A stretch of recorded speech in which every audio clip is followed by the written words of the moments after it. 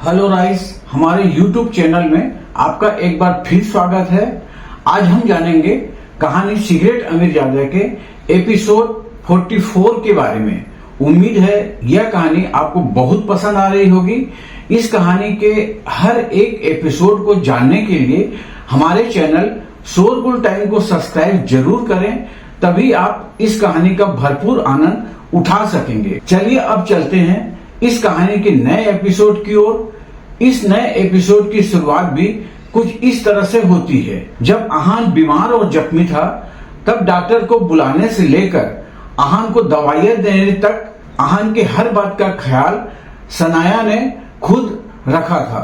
तभी से आहान के लिए सनाया उनकी जान बचाने वाली एंजल थी, जिसे वे पहली ही नजर में प्यार करने लगा था। सनाया के ख्याल से तो आहान अब रायजादा परिवार से बदला लेने के बारे में भी भूल गया था। आहान के ठीक होने के बाद जब शेखर गिल ने कुछ वक्त उसके साथ बिताया, तो वो आहान को पसंद करने लगे और उन्होंने अपनी बेटी सनाया को आहान से शादी करने को कहा। जब सनाया और आहान ये सब याद कर रहे थे, उन दोनों के चेहरे पर मुस्कान थी। इस वक्त आहान ने सनाया को पीछे से गले लगाकर रखा था। सनाया ने आहान के हाथों पर अपने हाथ रख दिए और हंसते हुए बोली, आहान, तुम उस वक्त बहुत नाजुक हालत में थी। मैं तो हर दिन के साथ ज्यादा इतने डरने लगी थी कि कहीं तुम्हें कुछ ना हो जाए, लेकिन तुम ठीक हो गए। तब किसने सोचा था कि एक दिन हम दोनों शादी करके उन दिनों को याद करेंगे। एकदम से सनाया को कुछ याद आया और आहान की तरफ देखकर बोली, आहान, तुम उस रात किससे भाग रहे थे?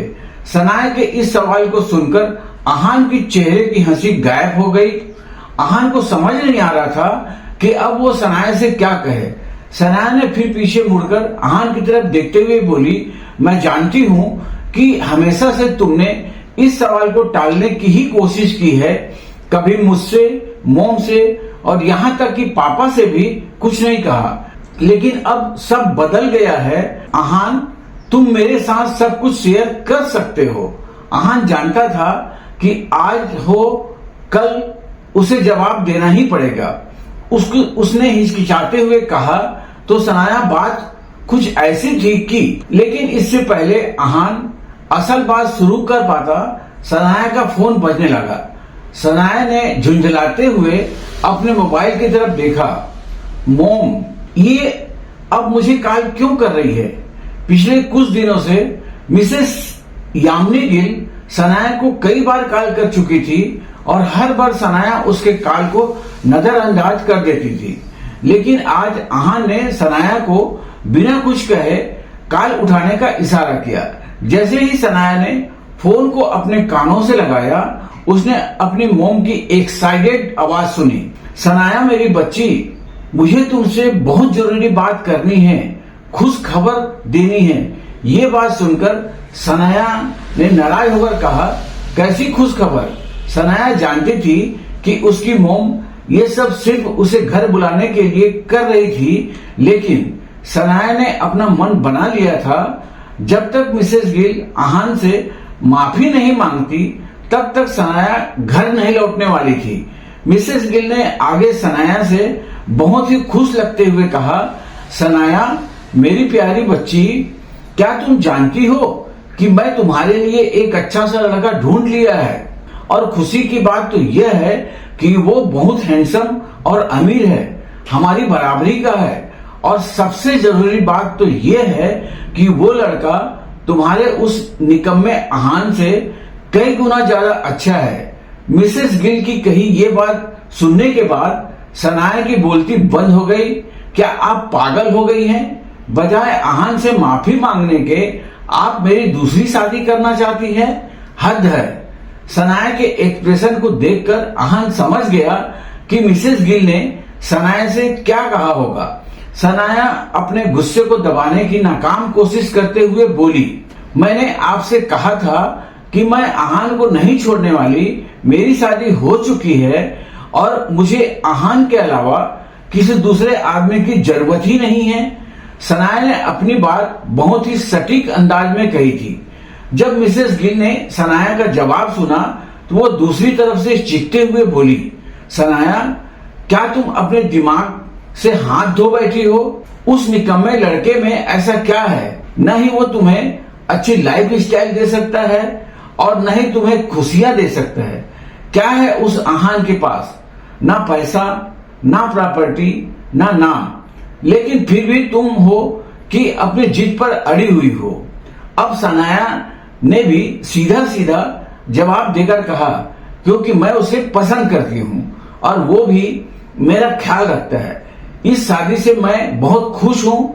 सनाया के इस जवाब को सुनकर आहान का दिल पिघलने लगा। सनाया आजकल हर बात पर आहान का साथ देती थी और ये बात आहान को बहुत सुकून दे रही थी। लेकिन मिसेस गिल ने सनाया को डांट लगाते हुए कहा, पागल हो गई हो क्या सनाया? क्या खुश रहकर तुम्हारा पेट भर सकता है? वो आन तुम्हें दे ही क्या सकता है? क्या तुम जानती हो मैंने तुम्हारे लिए किसे ढूंढा है?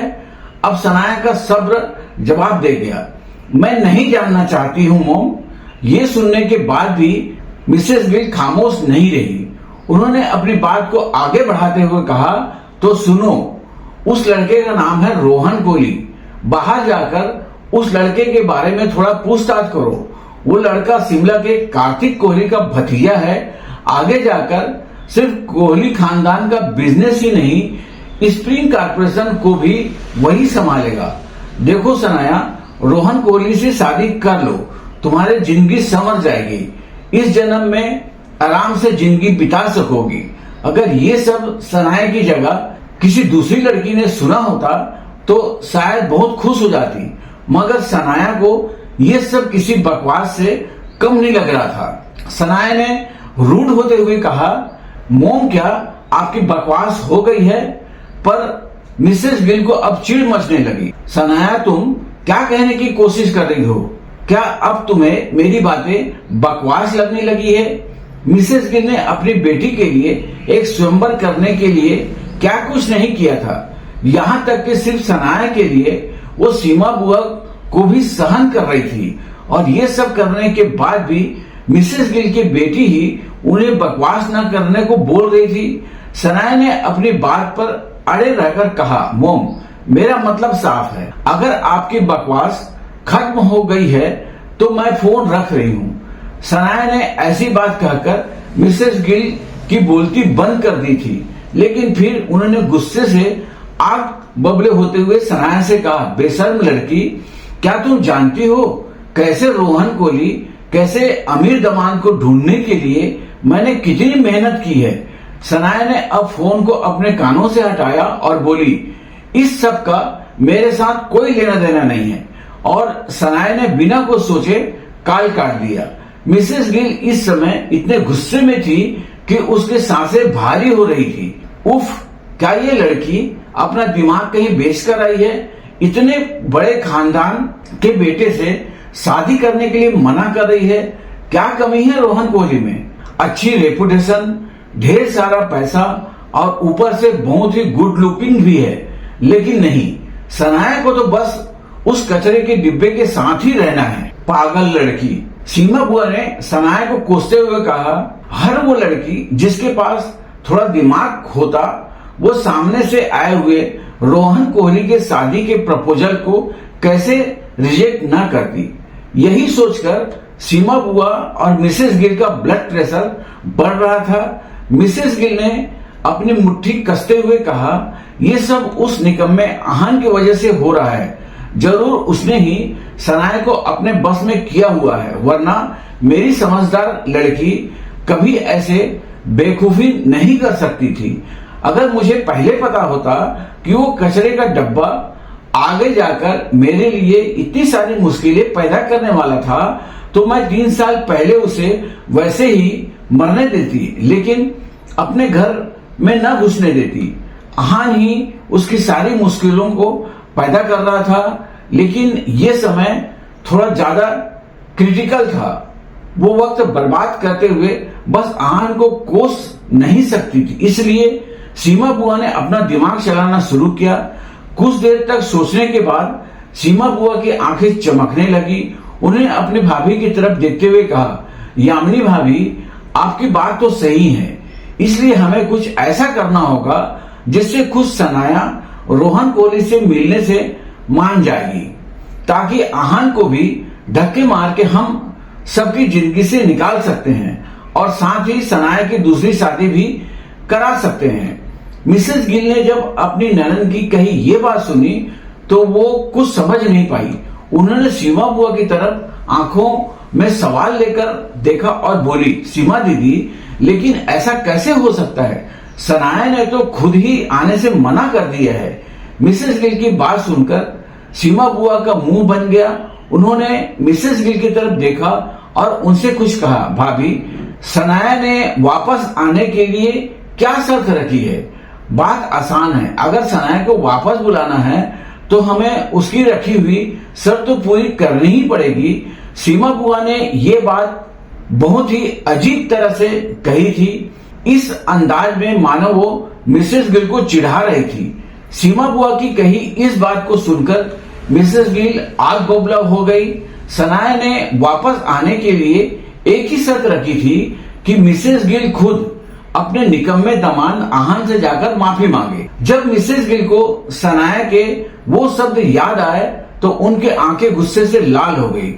अपनी इस चालाक और साथी ननद की तरफ देखकर मिसेस गिल ने दांत पीसते हुए कहा, सीमा दीदी, क्या आप भी सनाया की तरह पागल हो गई हैं? आपको क्या लगता है कि मैं उस निकम्मे कचरे के डिब्बे से माफी मांगने वाली हूँ? बिल्कुल नहीं, मैं मर भी जाऊंगी लेकिन ऐसा कुछ नहीं करूंगी। मिसेस गिल इस बात पर अड़ गई कि वो आहान से माफी नहीं मांगने वाली थी। अब तक जो टेढ़ी स्माइल सीमा बुआ के चेहरे पर छाई हुई थी वो नफरत में बदल गई। उन्हें अपनी भाभी को कुछ याद दिलाने का फैसला किया और बोली, भाभी, क्या आप ये भूल गई हैं कि रोहन कोहली का वो limited platinum black credit card अभी भी हमारे पास है। अगर कल तक सनाया को उसके घर नहीं भेजेंगे तो वो हमारे हाथ से 50 करोड़ रुपए चले जाएंगे। 50 करोड़ के बारे में सुनने के बाद भी मिसेस गिल के चेहरे पर कोई बदलाव नहीं आया। उन्होंने इस बात का फैसला कर लिया था कि एक बार के लिए 50 करोड़ भी चले जाए, लेकिन वो आहान के सामने नहीं झुकने वाली थी। मिसेस गिल ने अपने उस निकम्मे दामाद से बहुत नफरत करती थी, इसलिए उन्होंने ज्यादा सोचे बिना सीमा बुआ से कहा, देखिए सीमा दीदी, हम रोहन कोहली को उसका वो limited platinum black credit card वापस कर देते हैं, इसमें कोई बड़ी बात नहीं है। वैसे भी अब तक कॉन्ट्रैक्ट तो साइन हुआ भी नहीं है। मिसेस गिल के इस रवैये को देखकर सीमा बुआ को गुस्सा आ गया। उन्होंने अपनी भाभी को धमकाते हुए कहा, भाभी, आपसे किसने कहा कि कॉन्ट्रैक्ट साइन नहीं हुआ है? और वैसे भी आपसे अपनी बात मनवाने के लिए मुझे किसी कॉन्ट्रैक्ट की जरूरत नहीं है। मैं तो आपके राज को पूरे शहर तक पहुंचा सकती हूँ। अब मिसेस यामिनी गिल क्या करेगी? क्या वो सीमा बुआ की धमकी से डरकर आहान से माफी मांग लेगी? जब सनाया को इस सब का पता चलेगा तो वो क्या करेगी? बस इसी के साथ यह एपिसोड भी अब समाप्त होता है। कल फिर मिलेंगे कहानी सीक्रेट अमीरजादा के नए एपिसोड के साथ। आज के लिए बस इतना ही। अब आप हमें इजाजत दीजिए। नमस्कार, धन्यवाद।